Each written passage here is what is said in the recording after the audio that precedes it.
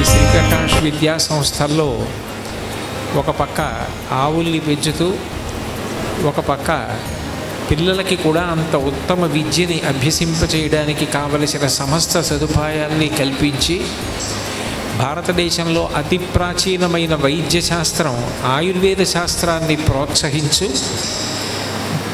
బహువిధాలుగా సమాజ శ్రేయస్సు కొరకు పరితపిస్తున్నటువంటి వ్యక్తి శ్రీ నరసింహారావు గారు.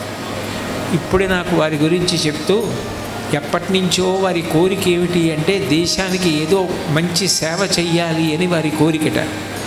అటువంటి కోరిక తీర్చుకోవడానికి పిల్లల్ని కూడా ఆ రంగంలో అంత బాగా తయారు చేసి ఇంత గొప్ప వ్యవస్థ నిర్మాణం చేసినందుకు వారికి నా హృదయపూర్వకమైన ధన్యవాదాలు తెలియచేసుకుంటూ, పిల్లలు మీకు సంబంధించిన పాఠ్యపుస్తకాలు మీరు చదువుకుంటారు, దానితో పాటుగా మీకు శీలవైభవం కలగాలంటే, నైతిక విలువలు కలగాలంటే మీరు జీవిత చరిత్రలు తప్పకుండా చదవాలి.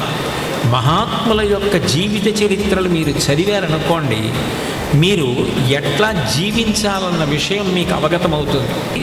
మీ అందరూ కూడా బాహ్యాభ్యంతర శౌచాన్ని పొంది జీవితంలో చక్కగా వృద్ధిలోకి రావాలని, మంచి పేరు ప్రఖ్యాతులు తెచ్చుకోవాలని, ఏ అబ్దుల్ కలాం గారిలాగో, సర్వేపల్లి రాధాకృష్ణన్ గారిలాగో, స్వామి వివేకానందలాగో తయారై వీళ్ళు తునిలో శ్రీప్రకాష్ విద్యా సంస్థల్లో చదువుకున్న విద్యార్థులు అని ఒకనాడు వాళ్ళ గురించి చెప్తే ఆ పాఠశాల ఎక్కడుంది అని తెలుసుకోవలసిన రోజు రావాలని, అంత గొప్ప కీర్తి వీరి పాఠశాలకి తెచ్చిపెట్టేటట్టుగా మీకు సమస్త విభూతులను సరస్వతీదేవి అనుగ్రహించుగాక.